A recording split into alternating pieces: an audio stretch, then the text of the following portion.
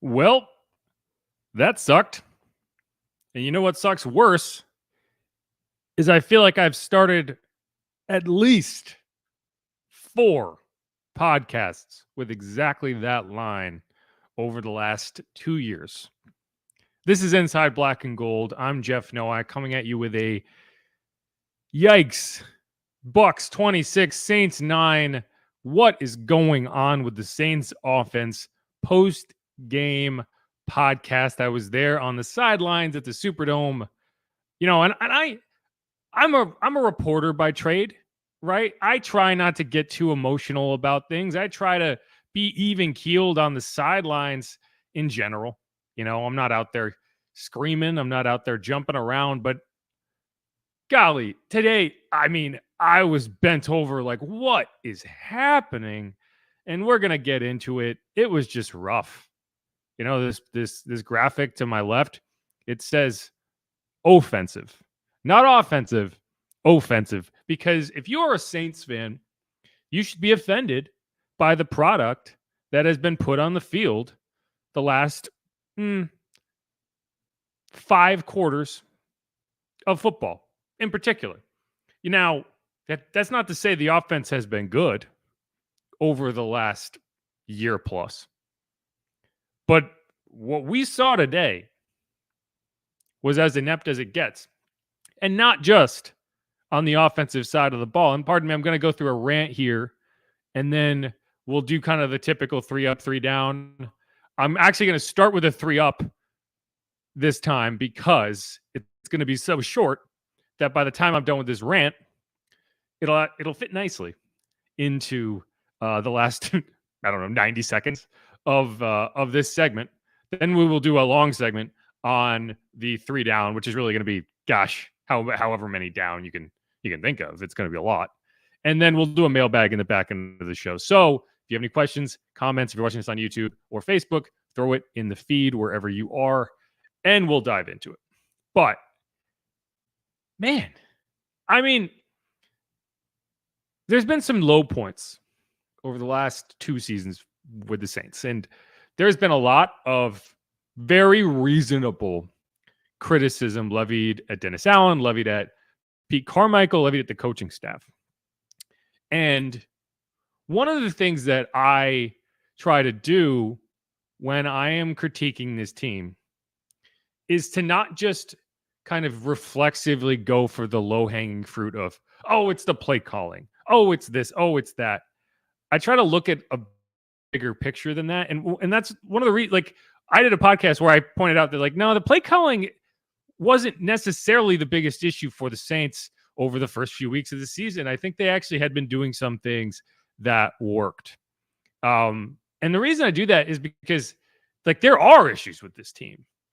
And I think only looking at the play calling and saying the play calling is an issue, fix the play calling, I think it ignores some of the real issues with this team. And people think, oh, you're just taking it easy on Pete Carmichael. You're taking it easy on these people.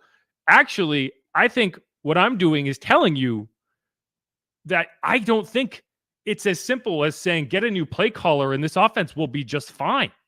I think there are deeper issues than that. I think there's preparation issues. I think there are schematic issues that go well beyond the play calling. And I think that's what you saw today. Now, let me be clear. I don't think Derek Carr should have been on the field today. I said this multiple times. I said it in the week leading up to the game. I said it this morning on the pregame show. They put Derek Carr on the field. I feel like I am living in a loop because go back to week 2 of last season. Jameis Winston is dealing with back fractures. You have Andy Dalton. You say, hey, I trust Andy Dalton. I brought him in here because we brought him in here because we trust him, because he can get the job done. And if we need him, we can put him out there and trust that he can get it done. Well, what happened in week 2 when you needed a backup to go in there and get it done? You threw your injured quarterback on the field, and he played very much like an injured quarterback. Got hurt worse. Today, what did you do? You put your injured quarterback on the field, and he played like an injured quarterback. Did he get hurt worse? I don't think so. That might be the only silver lining from this game for the Saints, is I think The pass protection, which has been the biggest issue over the first 3 weeks, actually improved. I thought Trevor Penning, in particular, had a solid day. A guy who was a punching bag after week 1. Derek Carr wasn't running for his life the whole day, and when he was escaping the pocket, it was in ways that allowed him to do that, right? When you lose in ways that allow your quarterback space. The Bucs did it all day. So where's the excuse now? Right? Like, you had time. It wasn't like the only thing you could do was get the ball out quickly. It didn't work. Something did not click. And I just don't think that Derek was Derek today. He hasn't been great, but the guy we saw out there throwing passes, like Dennis Allen came on. We'll hear a little bit from Dennis Allen. We'll hear a little bit from Derek Carr. They'll say the shoulder wasn't the issue. We're not going to use the shoulder as an excuse. Literally said that. He should not have been out there. Like, if you're going to tell me that short arm ball to Chris Olave that should have been a touchdown had nothing to do with the shoulder, that there's 3 or 4 passes that just seemed to tick off, had nothing to do with the shoulder, I don't believe you. I don't. You took him out of the game. Dennis Allen said he took him out of the game. The reason Jameis Winston went in for that last drive was because the shoulder pain progressed to the point that they felt more comfortable taking him out, letting Jameis run that final drive. So if that's the case, then clearly he threw 37 passes today. It's just, get out of here. If you're going to tell me you trust Jameis Winston and you brought him in because you feel like you can put him in and win a game, stop lying to me, because that's not the case. Clearly, that's not the case. You put an injured guy out on the field and you played like an injured quarterback, and that's not even the biggest issue, because this offense has already shown that it cannot put up points at a level that you can win games across from anything but the elitist of elite defenses. How many times a year are you going to expect your defense to go out there and pitch a shutout? Right? They did it through 3 quarters last week. Couldn't get it done then. The defense started okay, but I have a lot of issues with how the defense played today too. There was not a lot to like from this performance, and I think it goes to everybody. Like, we can point to the offense. We can say, yes, they struggled mightily, but we kind of expected that, right? Like, if you didn't go into this game expecting an offense to look like the offense we saw, that's on you. And you know what? That's on me, because I thought, the offense we saw in the first half against the Packers, I think they moved the ball. They looked effective. They got in the end zone. They had a long drive late in the first half. Okay. Where was that offense today? I didn't see it. So like, when you're regressing throughout a season, and and keep in mind, you're going against a Bucs team that did not have multiple players. Ryan Neal, their starting safety, went out on the opening play of the game. They didn't have Carlton Davis, Vita Vea, Devin White. I'm sorry, they did have Carlton Davis, but he's playing with an injury. They didn't have Jamel Dean, Devin White, Carlton Davis, Vita Vea, all playing hurt. Derek Carr threw the ball 37 times. He got 127 total yards. 13 of those passes went to Alvin Kamara, which, one of the things I appreciated about this game was that they actually went to Alvin Kamara so much. But it was like I don't have an issue with how many times he threw to Alvin Kamara. I have an issue with how many times he was unable to throw to everybody else. The Saints had 1 tight end today. 1, not including Taysom Hill, because Jawan Johnson messed up his calf in the pregame, which he had been dealing with a calf injury previously. It's not out of nowhere.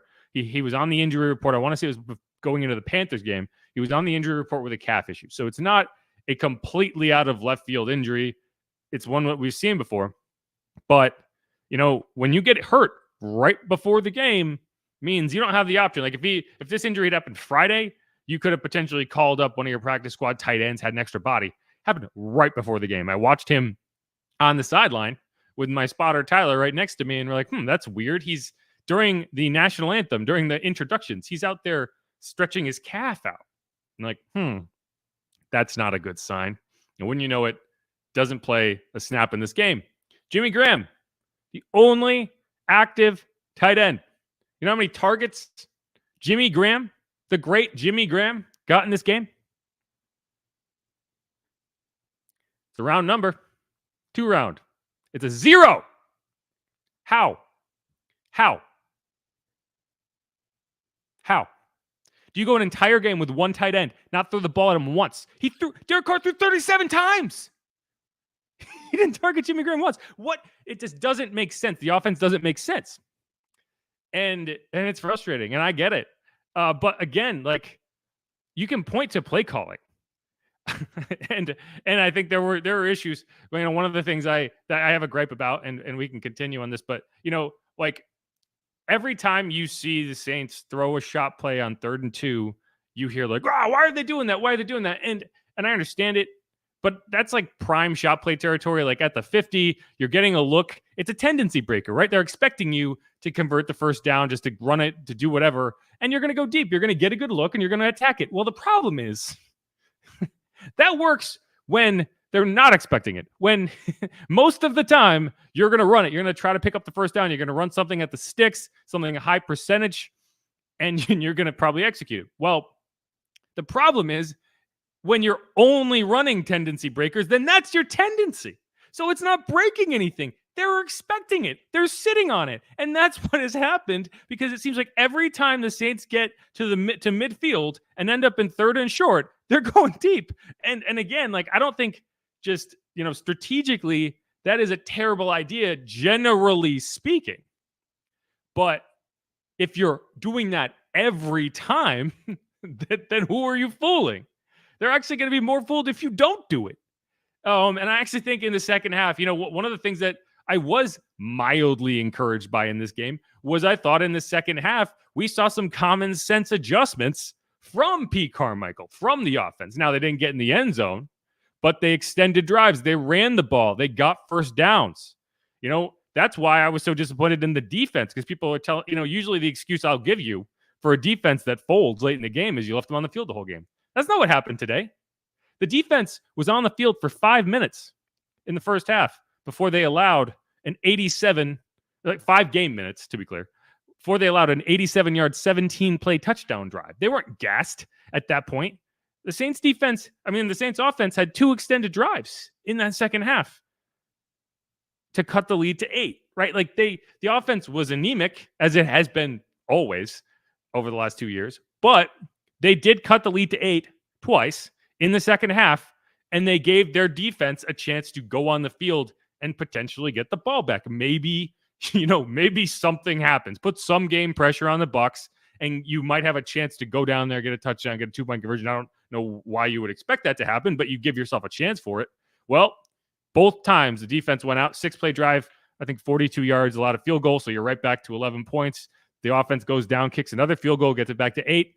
Then I think you have a 10-play drive, 75 yards, touchdown. Like, both times, your defense should have been reasonably rested. There was an extended drive, and they got on the field, and they folded immediately. And, you know, it was just a failure at every level.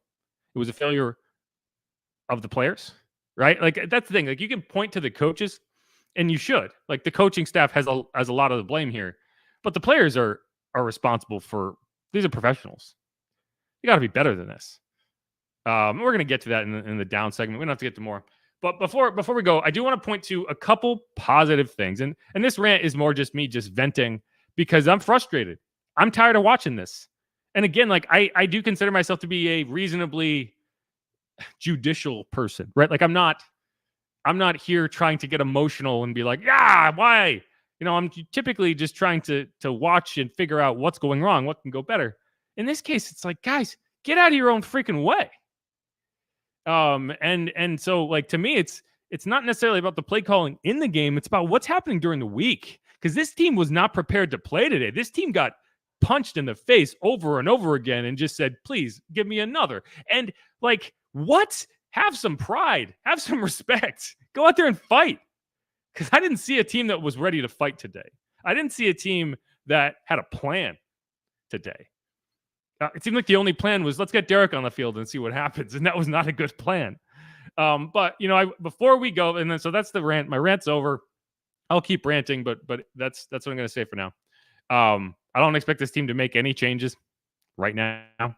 I expect them to look at things, and we'll hear from Dennis Allen in the next segment. But if this team is serious about itself, it got a lot closer to making some drastic decisions today. I don't know where you were going into this game. You took several long steps toward that emergency lever that you're going to pull, because man, 2-2. This does not feel like 2-2. It feels like you're lucky to be 2-2. 3 good things that happened today. Let's call it that rather than stock up. Trevor Penning, like I said, punching bag week 1. I thought he was really solid last week. Even in a day that the protection did not do so hot, it wasn't Trevor who was getting beat, right? Like, he allowed 1 pressure in that game. I know he had a holding penalty, but worst case scenario, if you're not letting your quarterback get teed off on, I'm okay with it. At least you're in a position to hold. You didn't get beat clean, right? And so he allowed 1 pressure. The sacks were 2. I think Ryan Ramczyk allowed 2. Eric McCoy allowed 1, and Landon Young allowed 1. And I thought he looked solid that week. I thought he was solid today. I haven't obviously gotten to watch the tape, but I didn't really hear his name called all that much. And, I think Derek Carr only got sacked twice. One was late in the game trying to make something happen. He held the ball way too long. And I think we have seen Derek Carr hold the ball too long in a few instances. And it's usually on 3rd down in long yardage situations.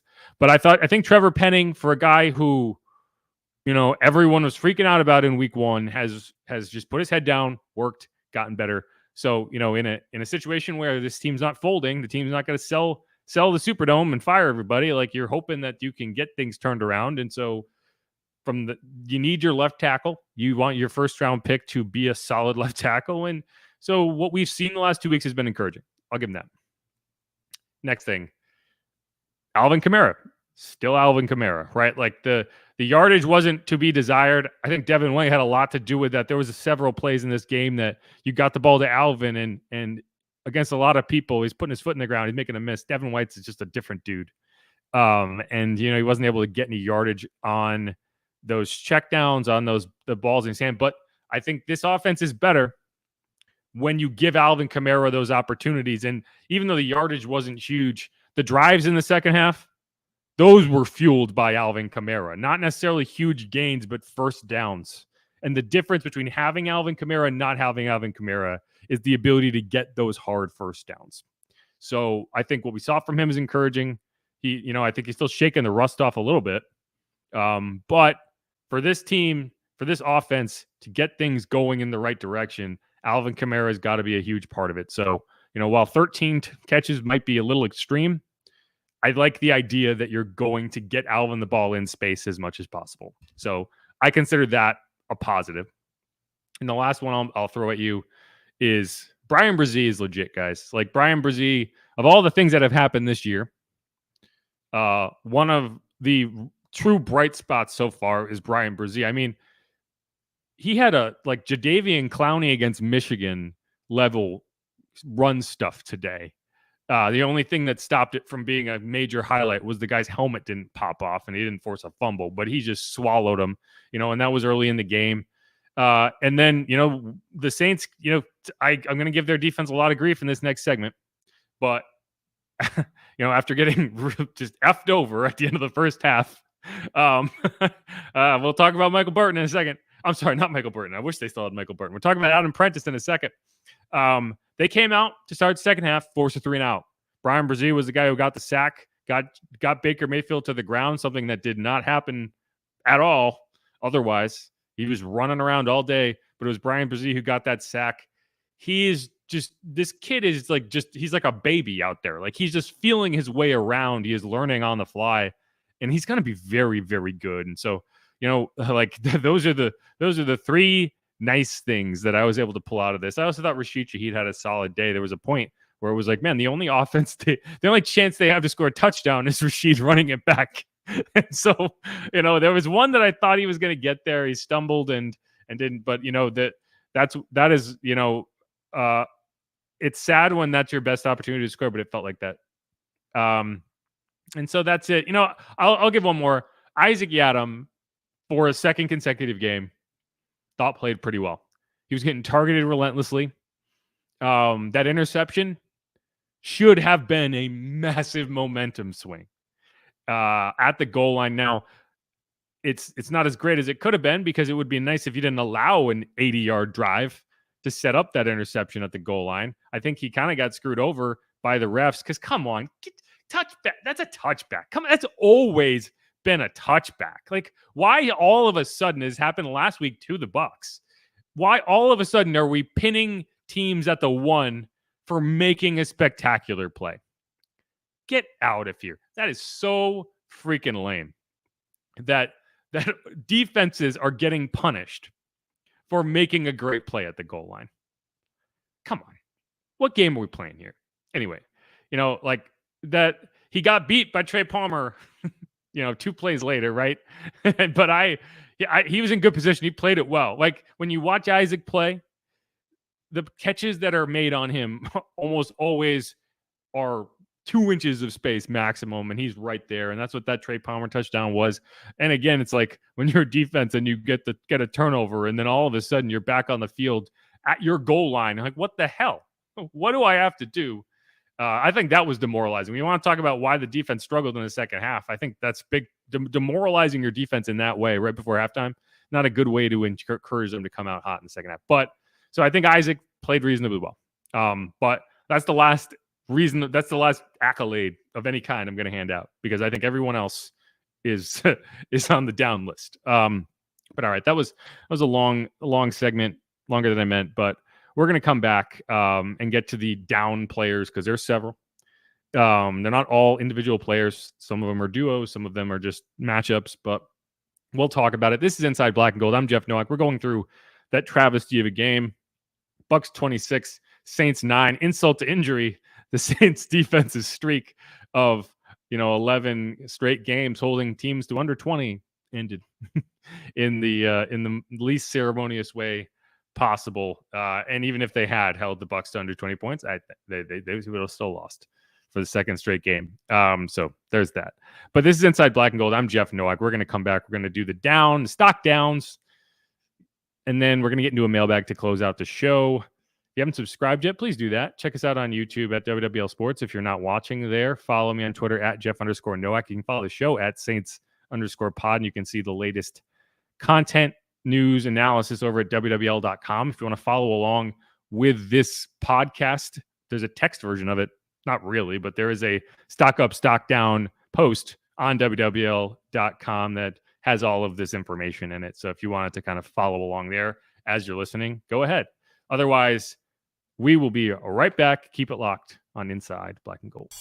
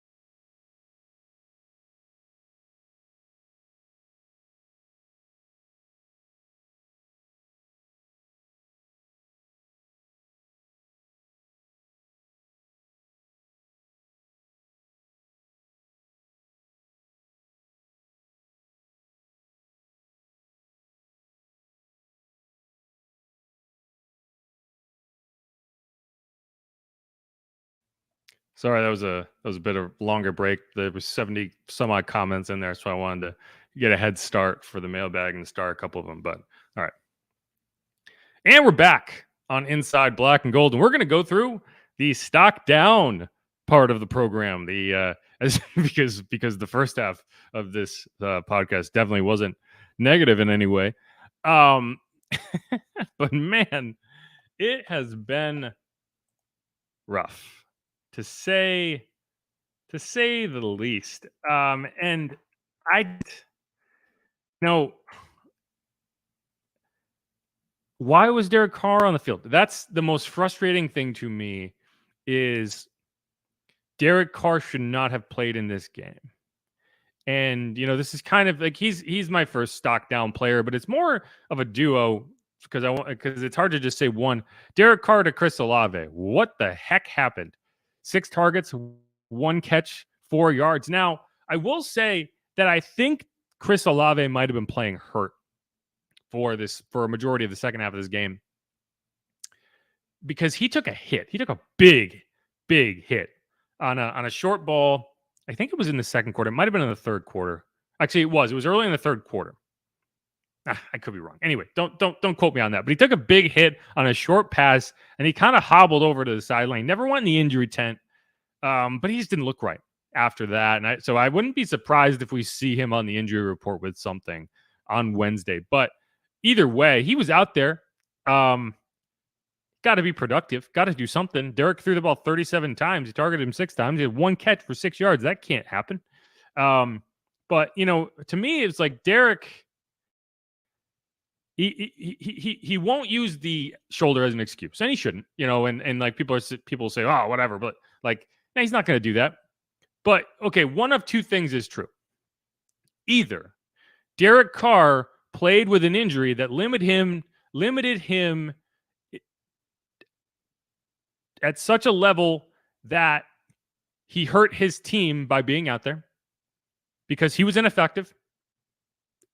23 for 37 for 127 yards. He was completely ineffective. He didn't turn the ball over. You give him that. So either the shoulder was the reason, or he's out there playing at a low enough level that he's hurting his team. And he's perfectly healthy, but he's playing at a level so ineffective that he's hurting his team in that way. So which would you prefer? Pick one. Neither is great. But at least if it's the shoulder, to some extent, you could hope that it would get better. So personally, I'm hoping that what we saw today was a hurt quarterback trying to get it done. And I said this in the pregame, like the report, I think Nick Underhill reported that, he didn't have any pain on Saturday. He threw again, blah, blah, blah. The problem with this is the person who you're trusting to report the status of his shoulder is the guy who, by his own admission, said that he decided on Sunday night that he was going to start in this game. You heard that correctly. Not Sunday morning, not this morning. Last week, he decided coming home from Green Bay that he was going to start in this game. So it wouldn't have mattered whether he was feeling pain. It wouldn't have mattered. He was going to tell you that he was ready to go. So as a head coach, as a coaching staff, you got to know, you got to understand, and you got to say, hey, all the doctors have told me that this is a minimum 1 to 2 week recovery timeline. And I know that you want to be a warrior, but we're not putting you out there. And you know what? Part of me wonders if they didn't want to put Jameis out there just in case the offense looked good. Oh, gosh. Anyway, stock down, man. Because if you went out there knowing that you couldn't be as effective as you needed to be, that's selfish. And if you went out there and were that ineffective, that's just bad. So I don't know. Neither of those options is good, but one of them has to be true. So anyway, that's my first stock down. Chris Olave, I saw some people questioning the effort. Again, I think he was hurt. I think he was dealing with something. But who knows? It's tough. Either way, the offense looked demoralized by the end. So okay, let's move on. I did enough ranting about Derek Carr. And I like Derek Carr a lot. I think Derek Carr is a great leader on this team. I just don't like how this went. You can't sit there and tell me we have faith in Jameis. We have faith in Jameis. We trust Jameis. Jameis can get it done, and then make a decision like you saw today, and it clearly went the way it did. Okay, next stock down, and this is unfair. I'll preempt this by saying it's completely unfair. Marshawn Lattimore, come on, man. Mike Evans only played half of this game. He still won that matchup. He had 4 catches, 40 yards. Let me double check that. I want to say 4 catches for 40 yards. 3 catches for 40 yards. I think one of those was not on Marshawn. 2 of them were. And that doesn't bake in the third down play where Marshawn got beat clean. You could argue it was offensive pass interference. Maybe it was. It's neither here nor there. Didn't get called. He got beat to the point that the only option he had available to him was from the ground to reach out and grab Mike Evans' legs and pull him to the ground. And it was a good play, because if not, they're playing cover 0. That's a touchdown. He walks into the end zone. Easiest touchdown pass of Baker Mayfield's life. So realistically, it was a great play to prevent a touchdown, but it was a terrible play on third down because you left yourself with no option in that matchup that you're supposed to win. And you're supposed to be the star.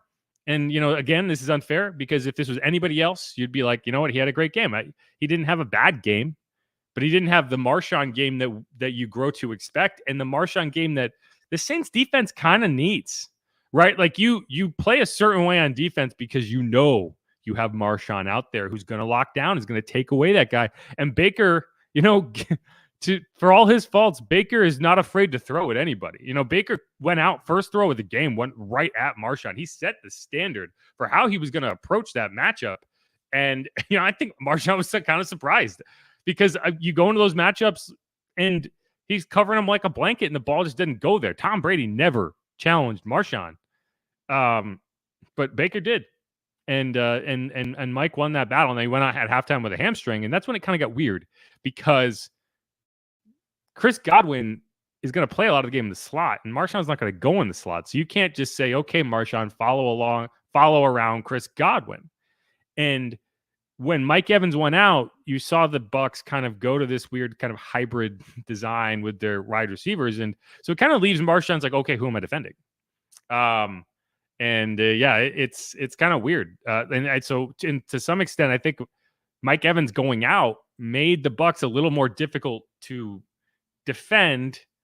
And that's weird to say, but it just made them a little bit more unpredictable. Like what you were expecting them to do was no longer what they were doing, because they didn't have Mike Evans.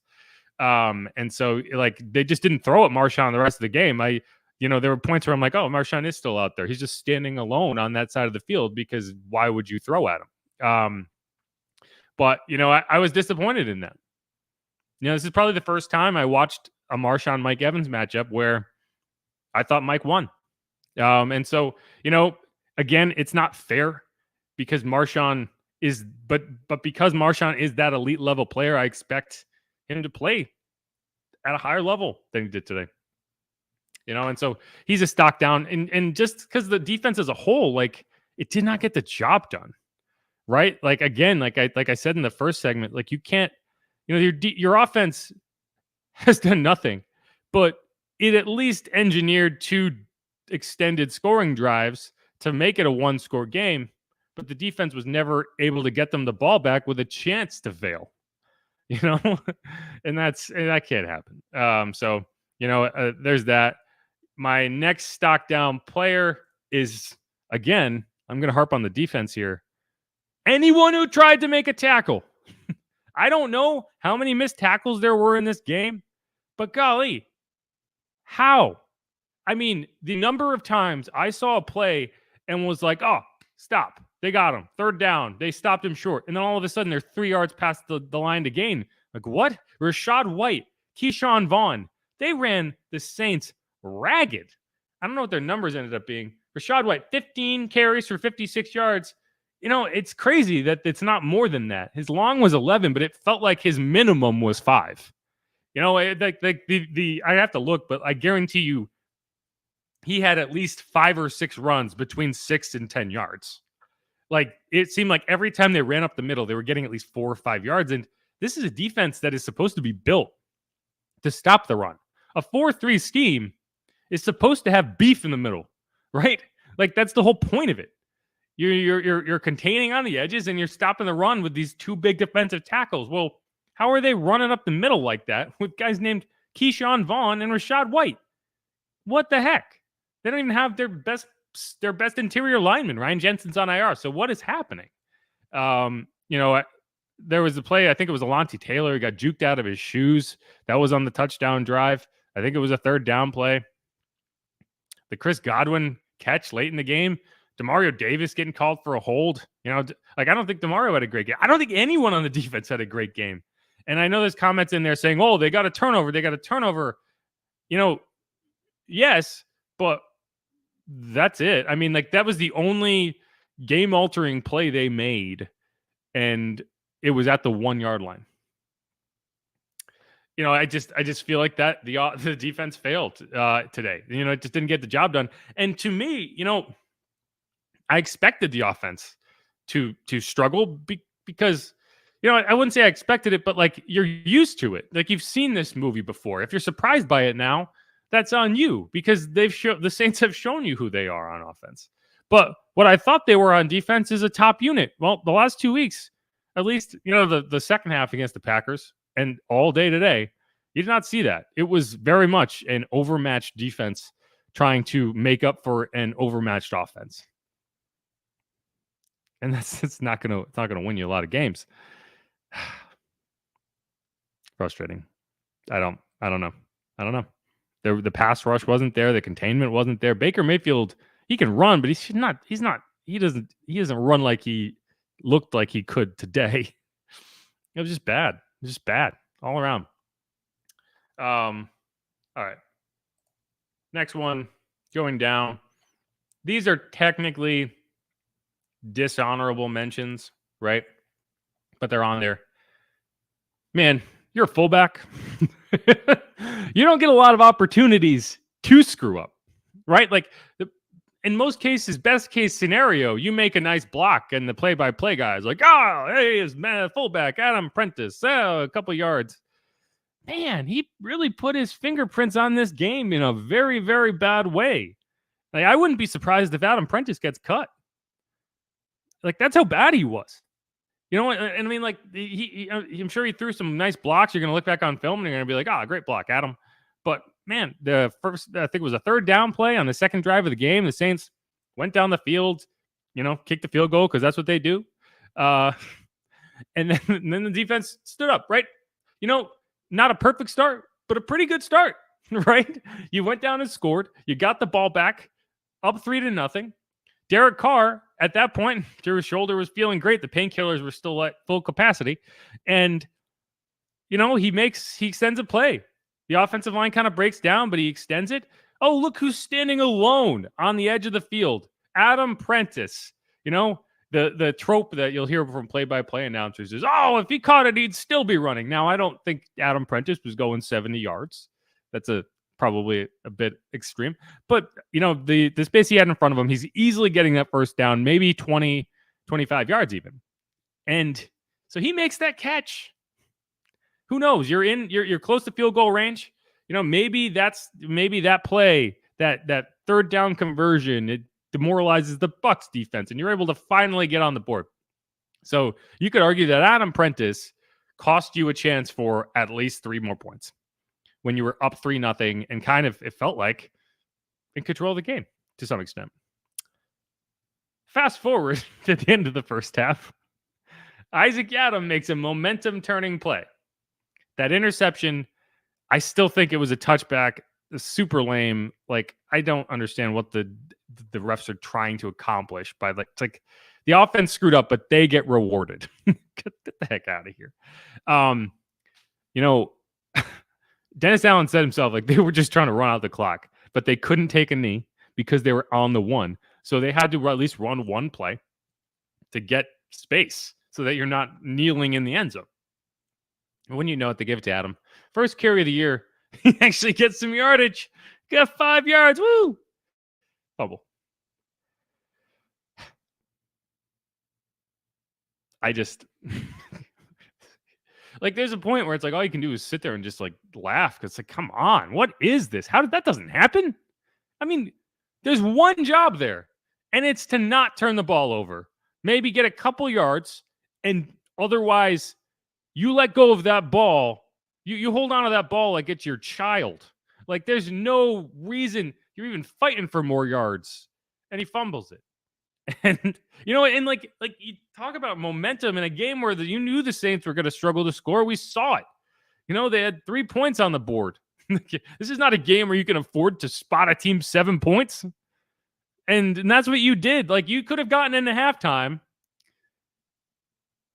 down 7-3. And then you came back, got a 3 and out, kicked a field goal. Suddenly it's 7-6. It's anybody's game. Instead, it is 14-3, and that feels like 5 scores with the way the Saints offense has been operating. Adam Prentice cost the Saints 2 massive momentum swinging moments. The fullback, who most teams don't even have, because you could argue they're not worth the roster spot. So, man, I don't know. Your stock as a fullback is like this really tiny range where only like 3 teams actually even care about it. But wow, you just flew right to the bottom. Gosh, that's too bad. I like Adam Prentice. I think he works hard. He's always there. You know, he does the dirty work, but you can't. Come on. You can't do that. Oh, gosh. I feel like I'm on crazy pills. You know, so Pete Carmichael is on here. We don't have to go into it too much. I went into it in the last segment. Again, like the shot play thing, it's like if you're going to try to do a tendency breaker, it can't be the tendency you've established, because all you ever run are tendency breakers in the same spot of the field. You run shot plays at a 3rd and 2 always. And again, I don't hate the idea of running a shot play in a situation where they think you're going to pound the ball because you get a great look to run a shot play. But if you only do that, then it doesn't work. Anyway, yeah. So I mean, there's a lot to complain about with Pete Carmichael. And again, like I'm not going to limit it to the play calling. That's my issue. It's like the play calling is, you know, it's all situational, right? Like I think it's a scheme issue. I think it's a preparation issue. Because did it seem like the Saints were prepared today? Did that look like a team? Like the Bucs were the ones coming off a short week. Gosh. Okay. My last stock down, and again, you know, a lot of these are unfair, but you know, and like I feel like I've hit basically everyone at some level. You know, there's not a ton of stock up guys.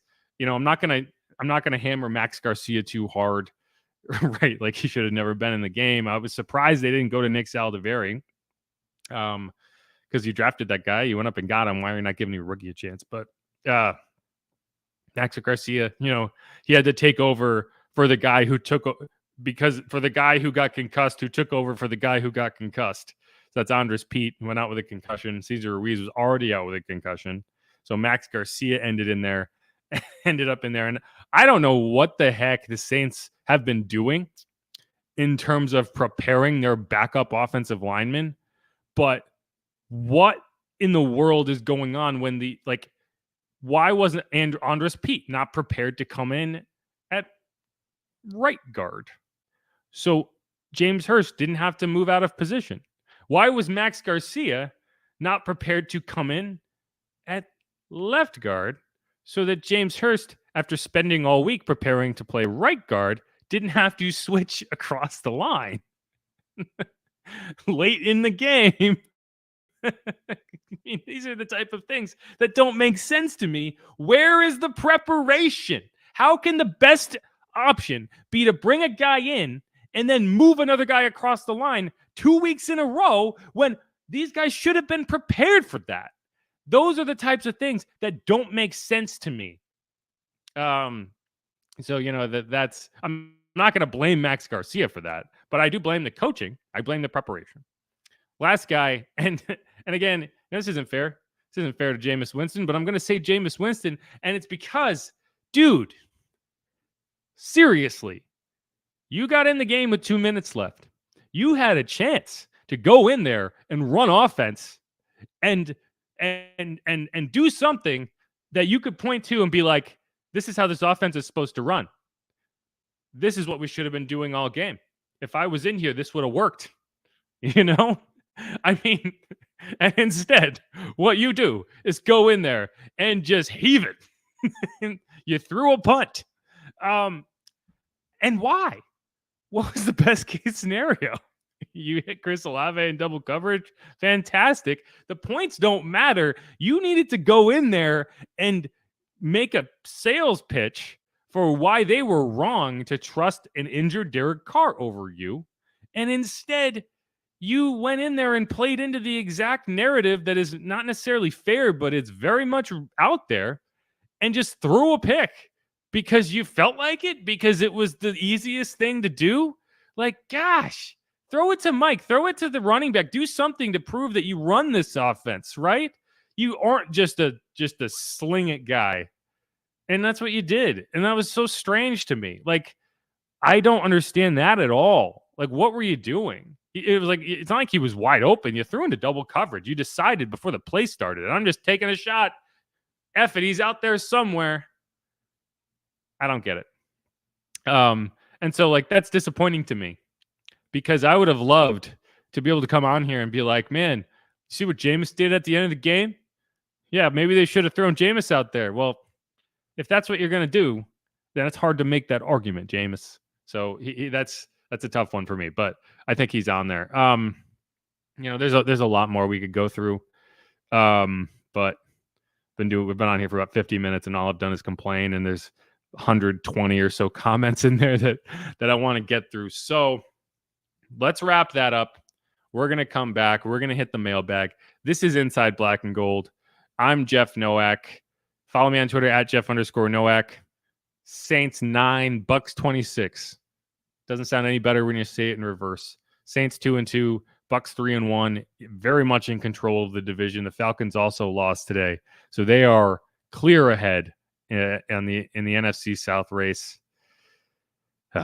Not what you're hoping for when you came into today, but maybe we were all fools for not seeing this coming. Because it seems like every Bucks matchup at the Superdome, well, I guess not every Bucks matchup, but the last 2 years we've seen this exact same story play out. Today was worse. But all right, I'm gonna wrap up this segment, go to the break, get the rest of these comments, and be right back.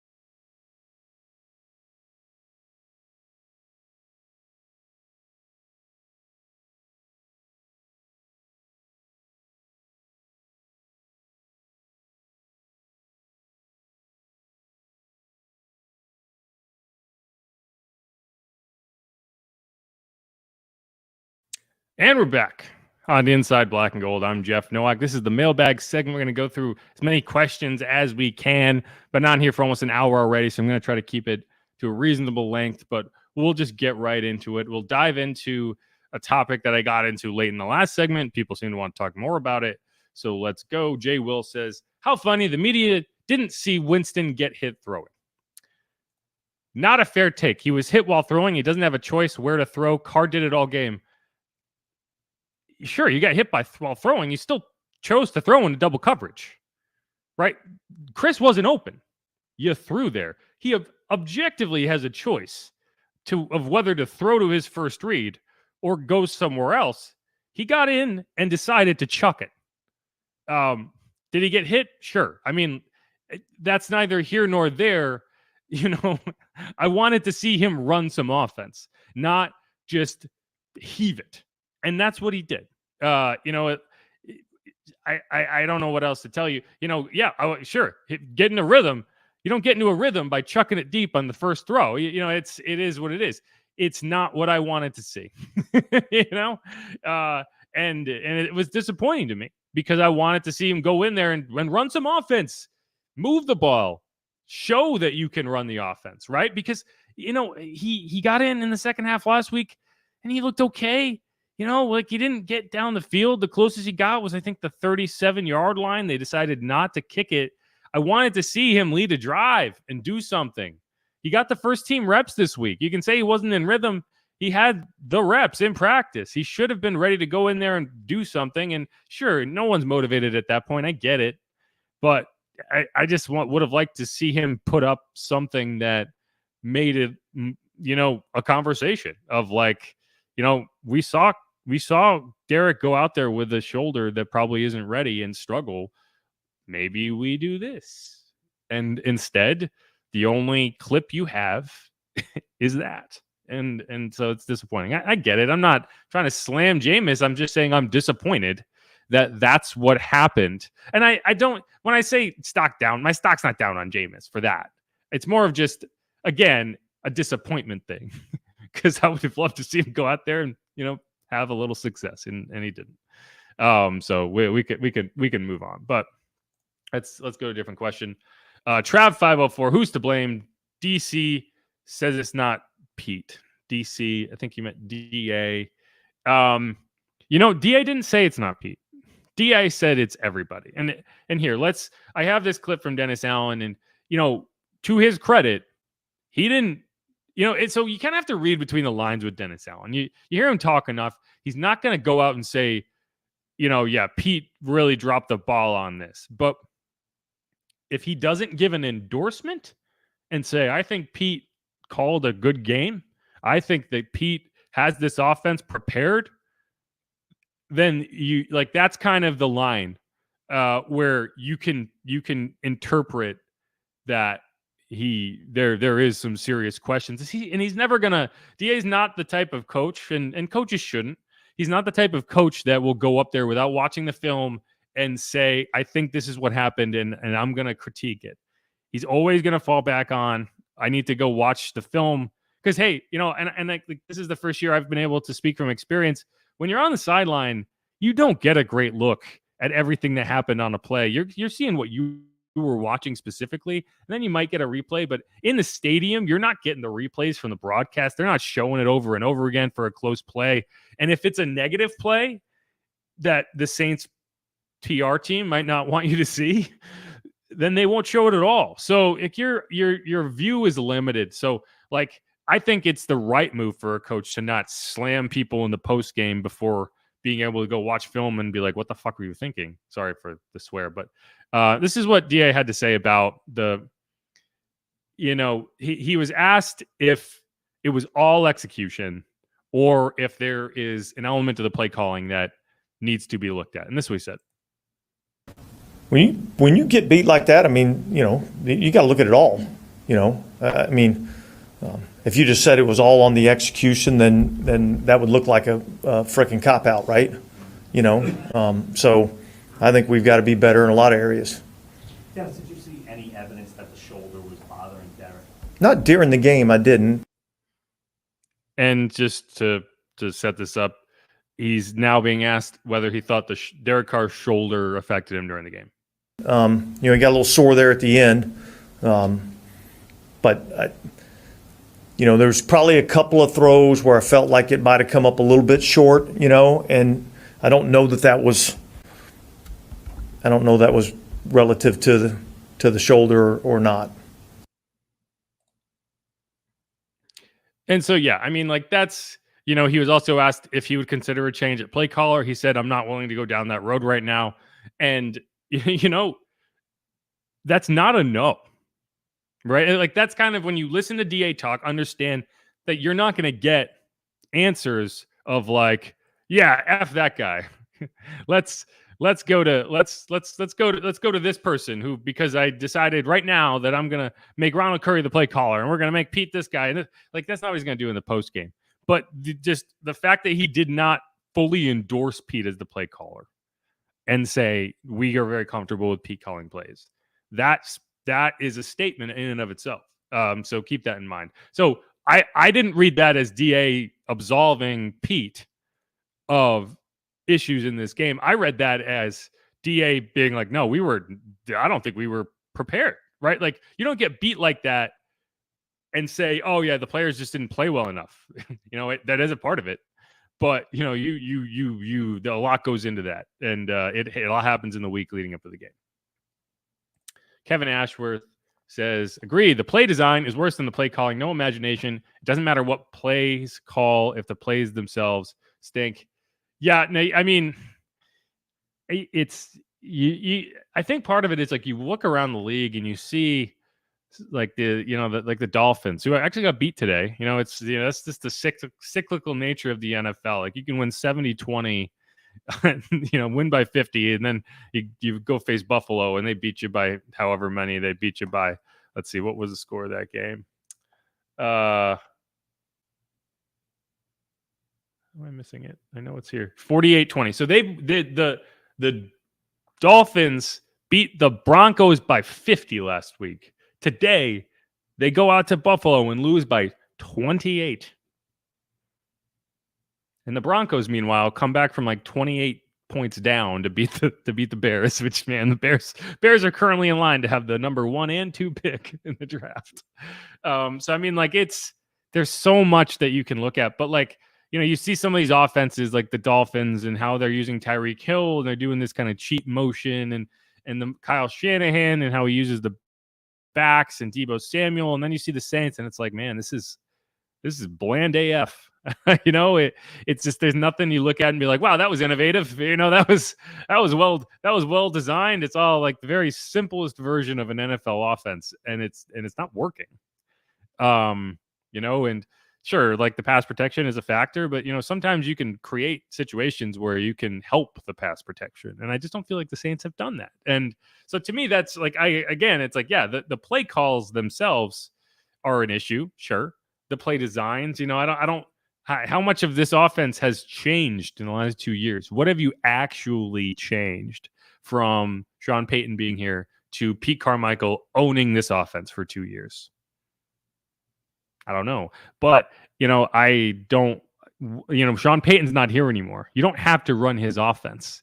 And if your offensive coordinator is not capable of creating situations and creating designs and coming up with ideas, that's a problem. So I don't know. Like that's to me, like again, it's like it's not all on the play calling. But thanks for the comment, Kevin. We'll go down here to Carl Markey Marks, which thank you very much. Says been a fan for over 30 years. I know and I've seen enough. Fire everyone. Loomis too. We need someone who isn't afraid of making tough cuts and a coach with modern offensive mind. We don't have a winning culture anymore. Yeah, I mean you're 2-2. You're not doing that 2-2. I understand the frustration. I really do. I'm frustrated. If this hour-long podcast has not illustrated that I am very frustrated, I don't know how else to display it.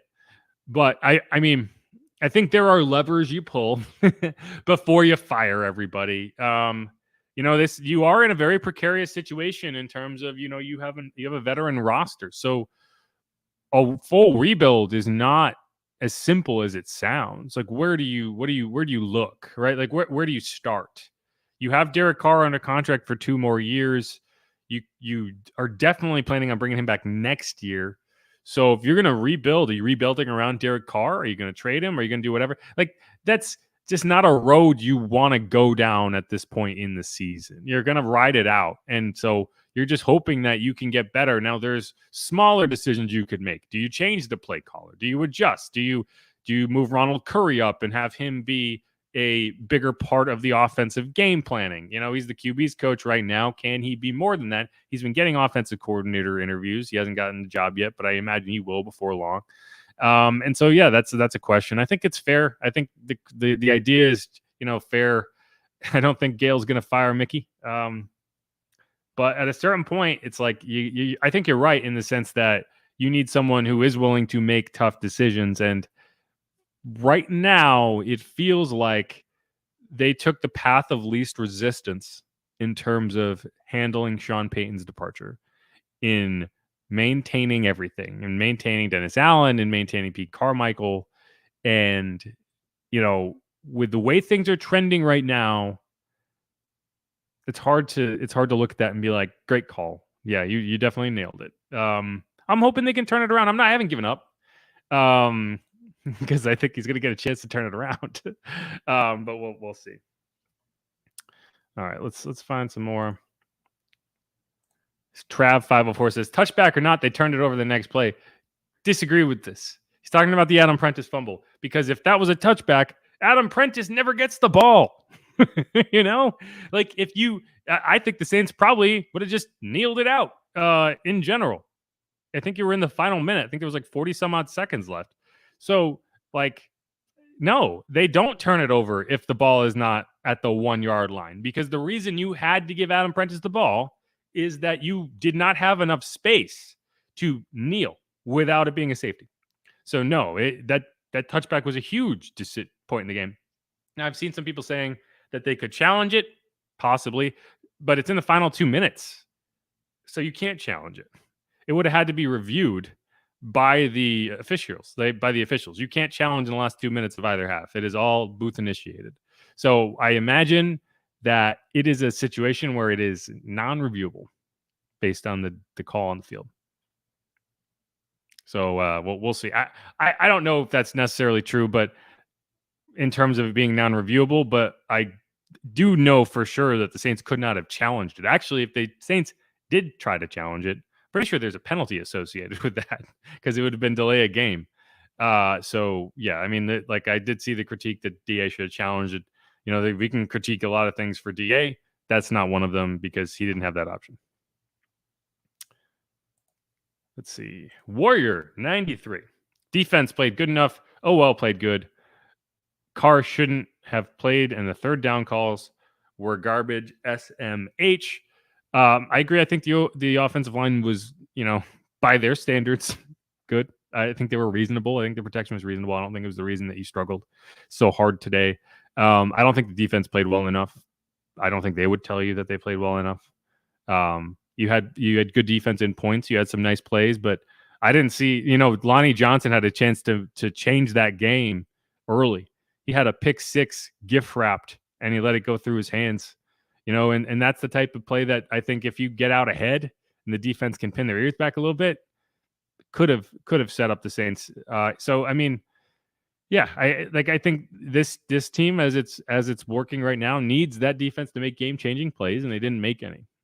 And they made one close play, the Yadam interception, and it just, the second it got put down at the one, I was like, only bad things happened. Only bad things happen here. It's funny because it literally happened to the Bucs last week against the Eagles. The exact same thing happened. You had an interception at the goal line, and the officials said, "Oh, he's down at the one." And then the Eagles actually got a safety, which in hindsight would have been better than what happened to the Saints. The Saints actually got worse in that sense because they allowed 7 instead of 2. But yeah, it's anyway, it's a whole thing. But I didn't think the defense, we can trash the offense and say the offense didn't have a good day, and they didn't, and they've struggled for seems like a year at this point. But the defense doesn't get a pass in this game. And they don't get a pass for last week either. You look at the last 3 games, and I talked to Tyrann Mathieu about this before the game, and he's as concerned about it as I am. In that the Panthers game, that drive at that point felt like an anomaly. It was literally the first touchdown they allowed all season. But you get into the fourth quarter, and suddenly you allow a long touchdown drive, and the Panthers to score. They're down 10. They needed to get an onside kick, but you allowed them that opportunity. DeMarco Jackson recovered it. Didn't end up hurting you, but that happened. Like, that's a thing, and it happened. The next week, you are up 17-0 midway through the fourth quarter. Touchdown, loss. I mean, so there's a field goal baked in there. You get the idea. So, I'm sorry. So field goal, touchdown, 2-point conversion, touchdown. You lost. Jameis did drive them into field goal range. Blake missed the field goal. I think Blake had a good day. He probably should have been in the stock up. He had 3 field goals. He did a good job. But, that's what this defense record is right now, is allowing scores at inopportune times. And again, like I said, like the offense, as bad as it was, cut the lead to 1 score twice in the second half and never got the ball back without being down 11 or more. So, I don't think the defense had a good enough day. You need more from them. And is it fair? No, but it's the reality. If this Saints team wants to be competitive this year, it needs its defense to put up a better performance than it did today. Now, the thing is, so you are without Marcus May. You're without Jordan Howden. You lost Lonnie Johnson. Jonathan Abram is starting for you at safety. Paulson Adebo isn't out there. So you are mixing and matching and making things work. Peyton Turner's obviously hurt as well. But you have enough pieces. You should be more competitive. Let's see.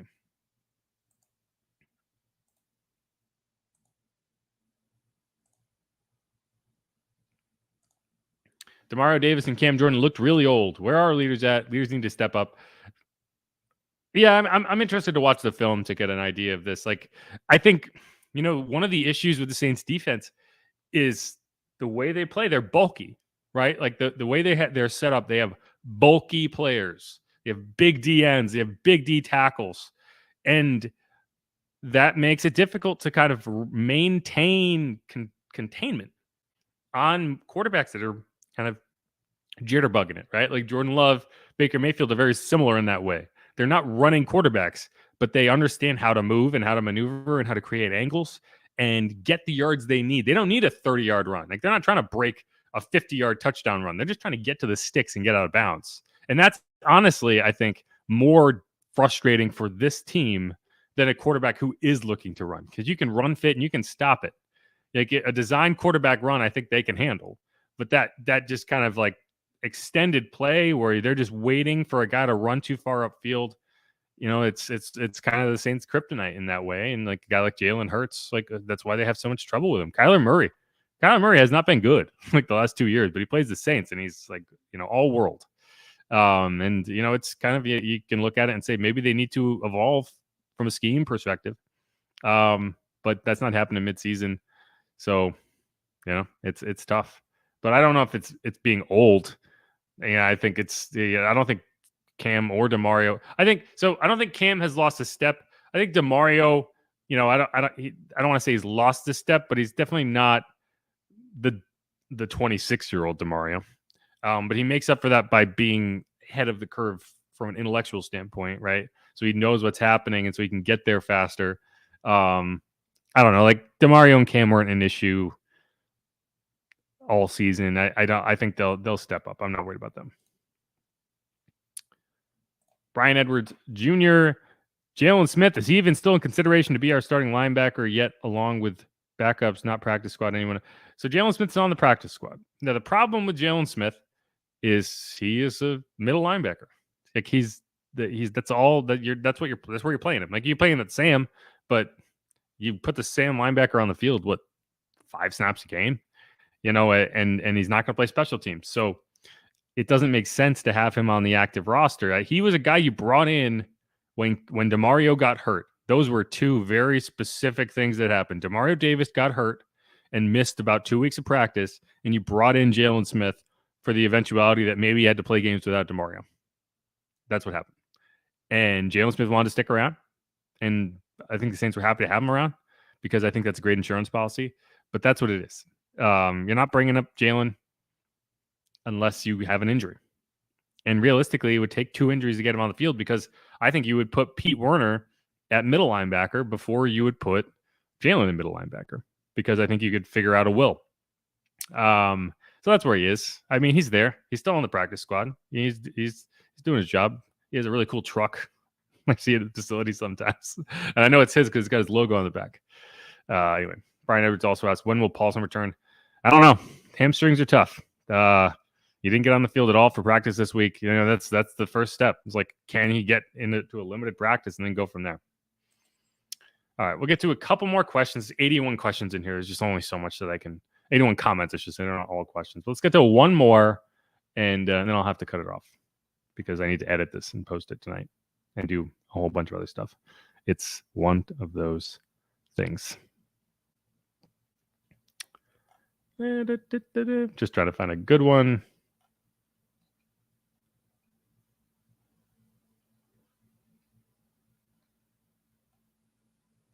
A lot of rebuild questions. I don't really want to talk more rebuild. We got enough into that. Let's see.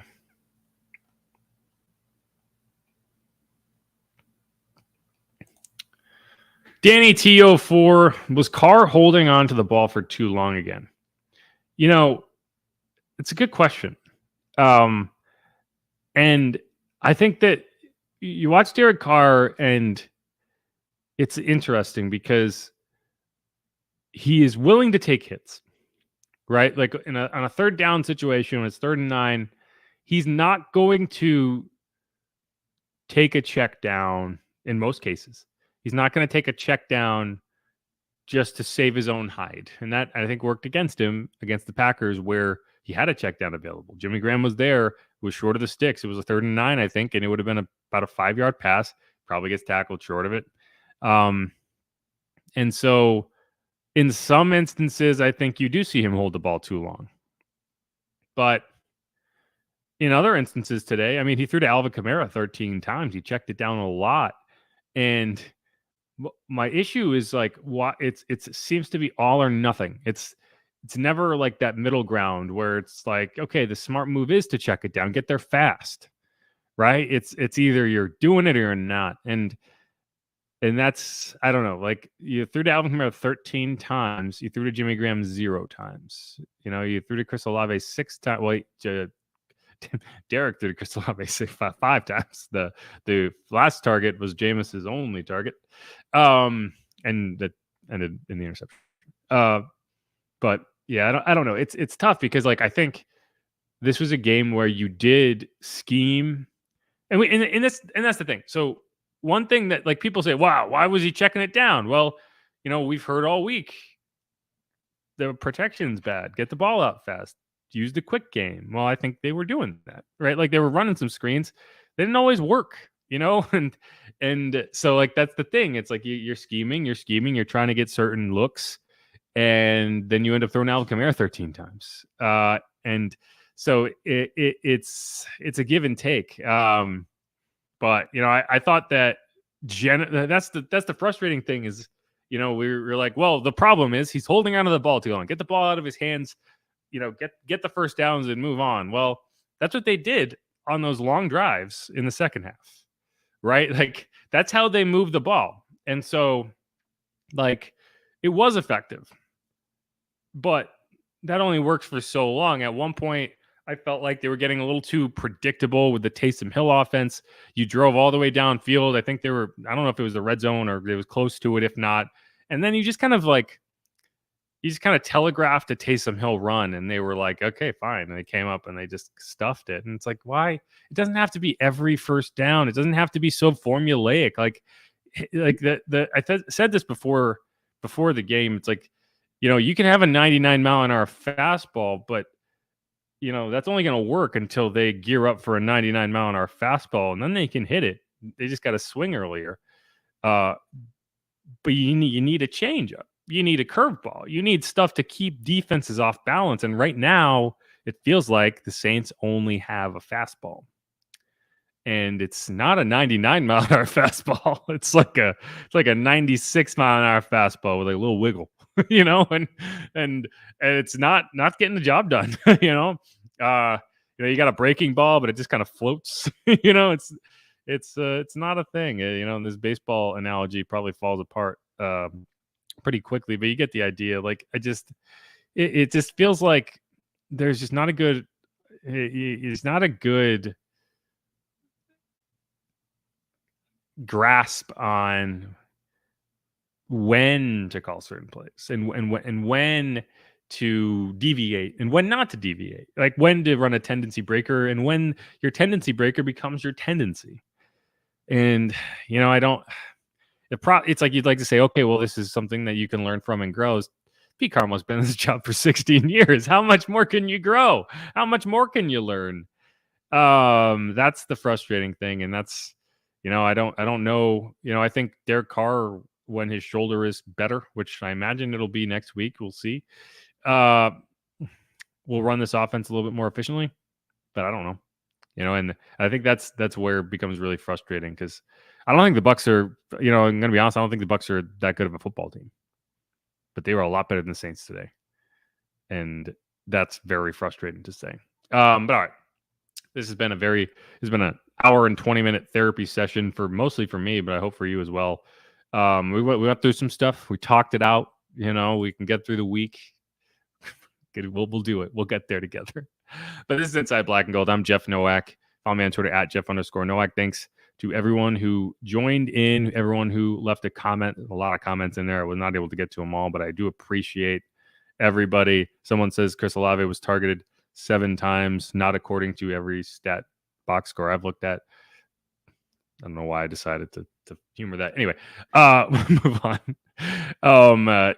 Thanks everyone. If you haven't subscribed yet, please do that. If you're watching this, and you use Apple Podcasts and you wouldn't mind going there and just giving us a rating and a review, that'd be great. That helps us kind of move up in the listings and I like seeing them. I like hearing from y'all. If you want to hit me up on Twitter, DMs are open. I'm always looking for suggestions, criticisms. Ideally you'll be nice to me, but you don't have to be. It's up to you. But all right, I'm gonna log off here and try to figure out how to erase this game from my memory as quickly as possible. Bourbon might be involved. We'll see. Again, thanks everyone for listening. Appreciate y'all. Who dat? Go Saints. Be easy.